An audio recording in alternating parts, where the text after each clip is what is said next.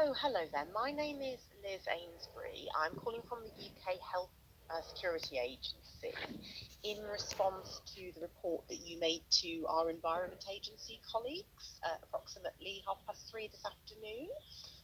If you could possibly give me a call back either this afternoon or tomorrow, it's absolutely fine. You can call us on 01234 590, and you'll come straight through to myself, Liz Ainsbury, as mentioned, just to get a little bit more detail about the potential incident and see what's happening. Okay, thank you very much. I look forward to hearing from you. Received.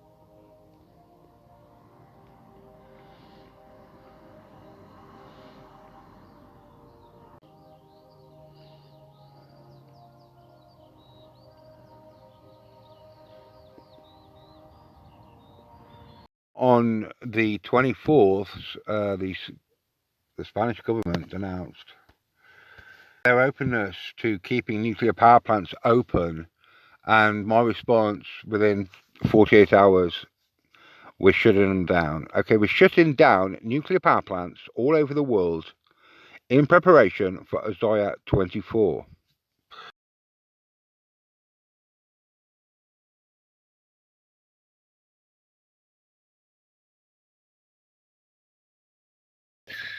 Obviously, I'm sure 95% of you have heard about what happened in Europe today.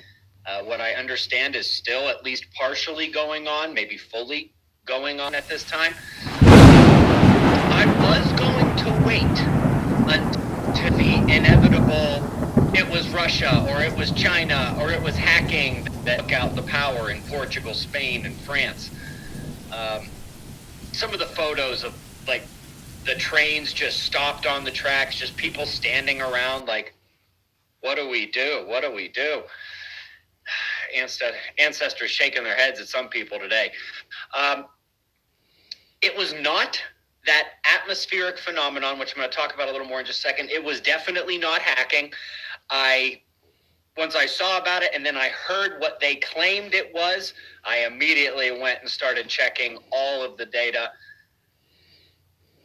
Earth's magnetic field let a solar wind breakthrough event occur. We don't even have a name for whatever that just happened to me. I feel like that I blinked myself mid-sentence. I watched the energy hit the F layer over the North Atlantic. I watched the total electron content surge and then sort of drive itself into the Mediterranean area. It looked like it was mostly focused right around the Rock of Gibraltar. Captain Shipwreck there at the mouth of the Mediterranean. But it was very, very heavy to the north of that, Spain, Portugal, and up into France as well. I watched it happen. There is no question in my mind about what happened. And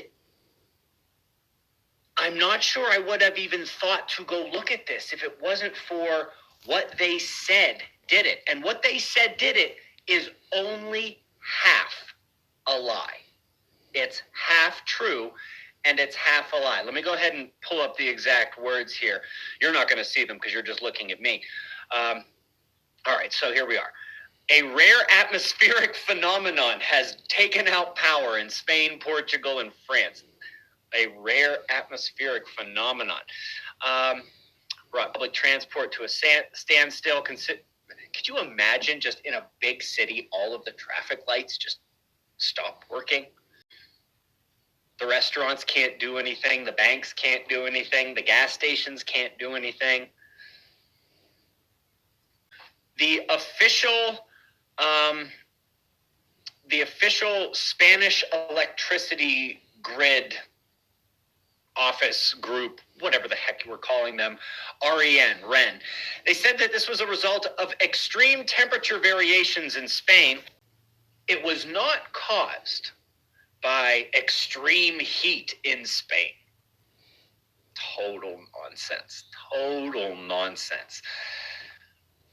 But in terms of, what the atmosphere did in terms of its oscillatory behavior and the induction oscillations and variability and lack of sync in the systems, that's like textbook what you're looking for in terms of an electromagnetic disruption. My favorite 3 or 4 catastrophists on X at the moment, along with Ethical Skeptic. Nice little shout out there. The question was posed to me by Open-Minded Approach. However, if you recall yesterday's top story, you don't need significant space weather to have electromagnetic events that are very powerful on the atmosphere.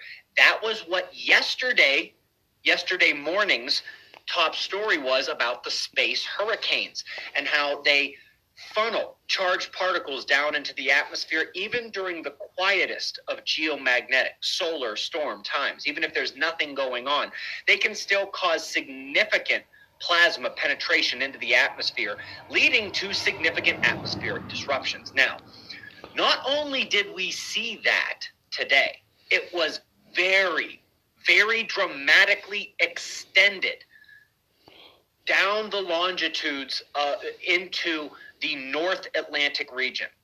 For those of you who really are into a lot of the data, and you're one of those people who goes to the Space Weather Prediction Center from NOAA and looks at all the charts, go down to, I gotta figure out exactly what they call this thing. When the Euro area and the North Atlantic comes out of nighttime in those first hours of the morning, watch for the flashing. Watch for the flashing there in the North Atlantic. And then in the F layer, watch how it shoots right at the Rock of Gibraltar, which if you don't know where that is, it's basically right at the mouth of the Mediterranean. It's a famous thing in history that has sunk many, many ships over the years. Fun little rabbit hole if you want to go down that one. This was not the sun. It was not Russia. It was not China. It was not hacking. And it was not the extreme heat. This was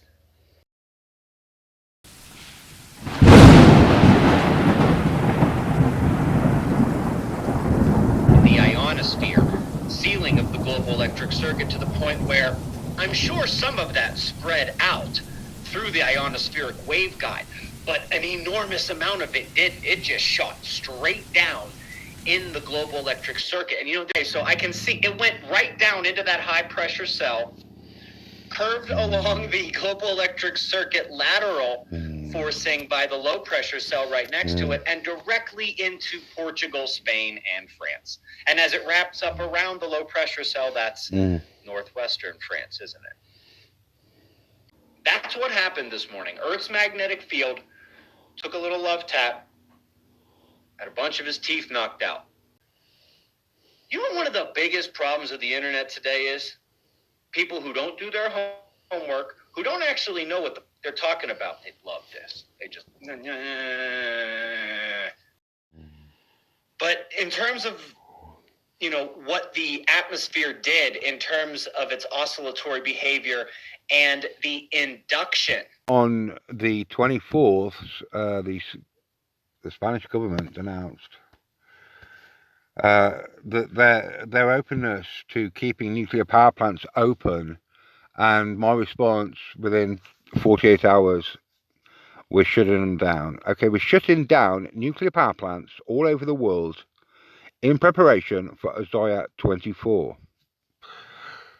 And that's my message immediately to the Spanish government. oscillations and variability and lack of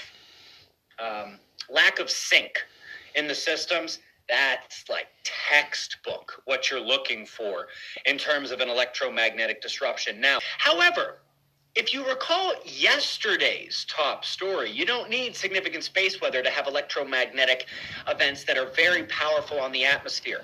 That was what yesterday morning's top story was about the space hurricanes and how they funnel charged particles down into the atmosphere even during the quietest of geomagnetic solar storm times. Even if there's nothing going on, they can still cause significant plasma penetration into the atmosphere.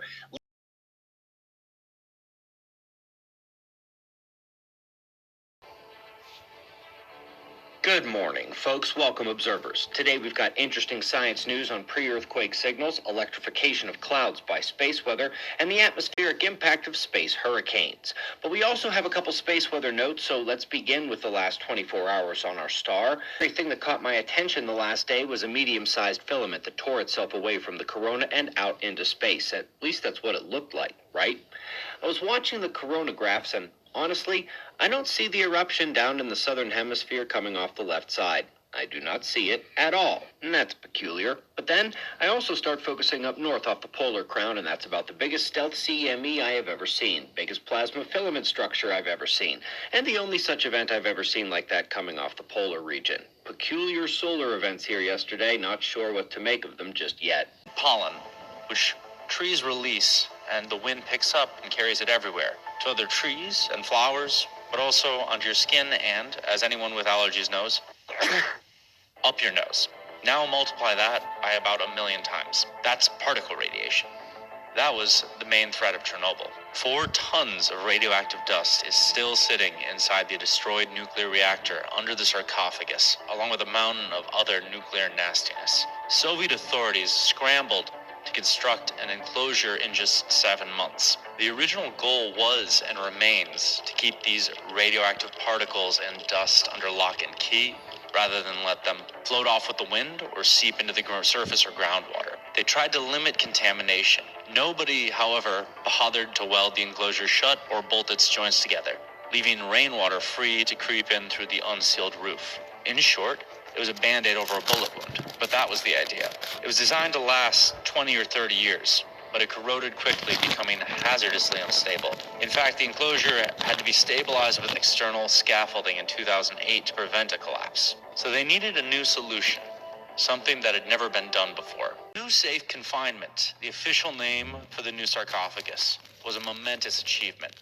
Until we looked at the actual measurements, we didn't truly appreciate its scale. It had to be large enough to enclose a 30-story building. That's like building a studio apartment for the Statue of Liberty, all the while trying to avoid collapsing the existing unstable structure beneath or exposing people working on the enclosure to dangerous levels of radiation. The sarcophagus cost nearly $2 billion and took almost a decade to complete. It was designed to last 100 years and withstand the most extreme temperatures and dangerous natural disasters, from earthquakes to tornadoes. What they didn't plan for was a war. In February this year, Russia did something mind-boggling. And now, this relatively new $2 billion sarcophagus, a protective shield between humanity and the worst nuclear disaster in human history, is no longer doing what it was designed to do. Ніхто й не думав, що взагалі ми опинимося в ситуації, коли буде атакована Чорнобильська атомна станція, коли буде атаковано новий безпечний конфайнмент. Для нас, звичайно, ми всі в умовах війни, може бути атакований будь-який об'єкт, але це вже верх цинізму і безвідповідальності був з боку росіян. When Russia blasted through the nearly 40-foot double walls of the new safe confinement, it short-circuited 2 critical functions in addition to... Okay, how can a Russian drone blast through a double 40-foot wall? Think about that. There's no Russian drone that can blast through a double 40-foot wall, I can assure you. Opening a gaping hole. Contrary to what you might think, the new safe confinement is not hermetically sealed. It's not an airtight jar keeping everything in. How it works is that a specially designed ventilation system maintains a lower atmospheric pressure inside, about 5 to 8 pascals lower than the exterior, to be precise. Even if you skipped class in high school, we all have a basic understanding that airflow moves from high to low pressure. You poke a small hole in a balloon, the air leaks out. So, lower pressure inside the confinement pulls air inside rather than letting it outside. To do that, you need to have a controlled environment, something you can't really do with a hole in the side. That's the first problem. The second is related to the arch's design. The strike on Chernobyl set off a chain reaction you likely didn't see on the news. You see, between the double walls of the confinement runs a layer of waterproof insulation. The insulation stopped moisture from corroding inside the sarcophagus. But once struck by a Russian drone, the insulation caught fire, which spread on the north and partially the south side of the confinement. It took emergency workers almost 3 weeks to put out the fire. And in that process, they had to punch new holes into the sarcophagus to find the fire at different points in a game of radioactive whack-a-mole. З 14 лютого по 3 березня в нас ще виникали об'єкти горіння, тління, і всього десь 200 отворів було зроблено під час гасіння загальною площею 50 метрів квадратних. The $2 billion project was intended to be a once-in-a-century endeavor. So what happens now? As summer approaches, Ukraine will enter a rainy season. Temperatures will rise. Neither will help stave off corrosion. Що стосується термінів взагалі по відновленню функціональності арки, то тут зараз важко сказати. Another option would be to move the confinement away from the reactor. The 36,000-ton structure was essentially built on train tracks, so it's theoretically possible, but engineers are still figuring it out. In any case, it would be extremely risky to move the confinement due to the current condition of Chernobyl. So we're in a predicament, and it makes us wonder, what was the point of the attack?